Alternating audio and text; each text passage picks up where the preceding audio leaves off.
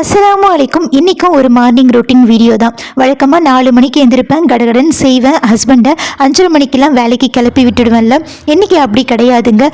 ஹஸ்பண்டுக்கு 9 மணிக்கு தான் வேலை. அதனால் நல்லா தூங்கி எழுந்திரிச்சு ஒரு 7 மணிக்கு தான் கிச்சன் பக்கமே வந்தேங்க. ஃபஸ்ட்டு வந்த உடனே ரைஸ் வச்சு விட்டாச்சு. இன்றைக்கி நம்ம வீட்டில் என்ன மெனு அப்படின்னு பார்த்திங்கன்னா, சோறு, அவரைக்காய் சாம்பார், கேரட் பொரியல், பிரேக்ஃபாஸ்ட்டுக்கு இட்லி, அதே சாம்பார் வச்சு சாப்பிட்டுப்போம். கண்டிப்பாக இந்த வீடியோவில் எந்த ஒரு ரெசிபியும் இல்லைங்க. ஏன் அப்படின்னு பார்த்திங்கன்னா, நம்ம எல்லாருக்குமே யூஸ்ஃபுல்லான ஒரு டிப்ஸோடு தான் வந்திருக்கேன்.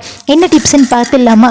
சரி வாங்க வீடியோக்குள்ளே போகலாம். நீங்கள் பேச்சுலராக இருக்கீங்க, ஒருத்தர் தான் இருக்கிறீங்க, இல்லை நீங்கள் ஹஸ்பண்ட் ஒய்ஃப் 2 பேராக இருக்கீங்க, இல்லை கூட ஒரு குழந்தையோட 3 பேராக இருக்கீங்க அப்படின்னா கண்டிப்பாக உங்களுக்கான வீடியோ தாங்க இது. கண்டிப்பாக உங்களுக்கு ரொம்ப ரொம்ப யூஸ்ஃபுல்லாக இருக்கும் இந்த வீடியோ. இன்றைக்கி காலையில் நான் பார்த்திங்கன்னா சாம்பார் வச்சேன்னு சொல்லலை, அதையே பிரேக்ஃபாஸ்ட்டுக்கு லஞ்சுக்கு சாப்பிட்டுட்டு நைட்டு டின்னருக்குமே தோசை ஊற்றி நாங்கள் இந்த சாம்பார் வச்சு சாப்பிட்டு போங்க.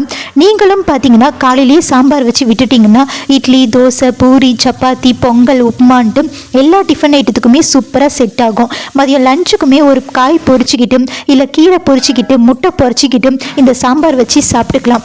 நைட்டுக்குமே பார்த்திங்கன்னா எல்லா டிஃபன் ஐட்டத்துக்குமே சூப்பராக செட் ஆகிடும். அதே மாதிரி காரக்குழம்பும் காலையிலேயே வச்சு விட்டுட்டிங்கன்னா எல்லா டிஃபன் ஐட்டத்துக்குமே சூப்பராக இருக்கும். மதியம் லஞ்சு கூட காரக்குழம்பு வச்சு ஒரு ஈஸியாக வத்தல் பொரிச்சிக்கிட்டிங்கன்னா சூப்பராக இருக்கும்.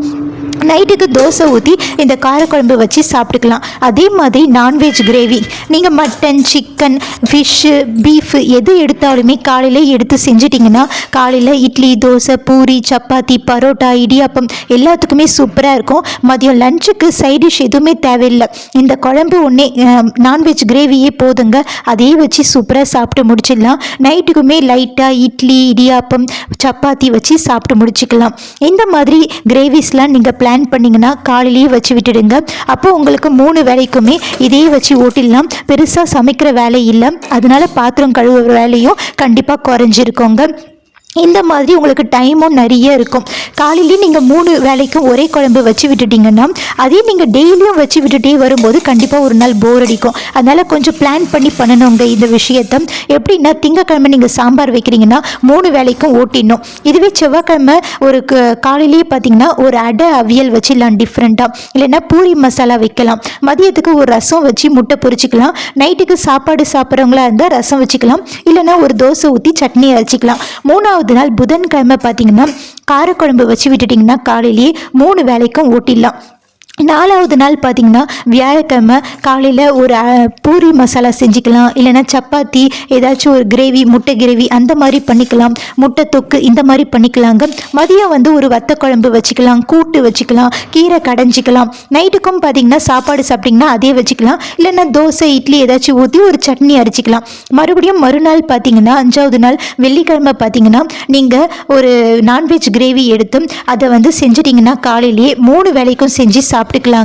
இந்த மாதிரி ஒரு நாள் விட்டு ஒரு நாள் நீங்கள் ஒரே குழம்பு 3 நாள் வைக்கும்போது யாருக்குமே போரும் அடிக்காது, யாருக்குமே திருப்பி திருப்பி ஒரே ரெசிபியை சாப்பிட்ற மாதிரியும் இருக்காது.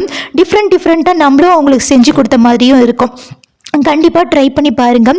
நம்ம தொடர்ந்து 3 வேலையும் சமைச்சிக்கிட்டு நின்றுக்கிட்டே செய்கிறதால, நின்றுக்கிட்டே வெஜிடபிள்ஸ் கட் பண்ணுறதால, நின்றுட்டே பாத்திரம் கழுவுறதால இடுப்பு வலிக்குது, அப்புறமேட்டு பார்த்திங்கன்னா கால் வலிக்குது. பெண்களுக்கு இந்த வழியிலையும் பார்த்திங்கன்னா இந்த மாதிரி ஃபாலோ பண்ணிங்கன்னா தப்பிக்கலாம். அது மட்டும் இல்லாமல் உங்களுக்கு கேஸ் மிச்சமாகும். 3 வேலையும் சமைக்கும் போது ஆயில் மிச்சமாகும், வெங்காயம் தக்காளி மிச்சமாகும். அப்புறம் பார்த்திங்கன்னா நம்ம யார் வீட்லேயும் பார்த்திங்கன்னா இப்போ போதிய வெளிச்சம் கிடையாது, கிச்சனில் சுத்தமாக கிடையாது, லைட்டு போட்டுக்கிட்டே தான் சமைப்போம். அதனால கரண்ட் பில்லும் பார்த்திங்கன்னா மிச்சமாகுங்க.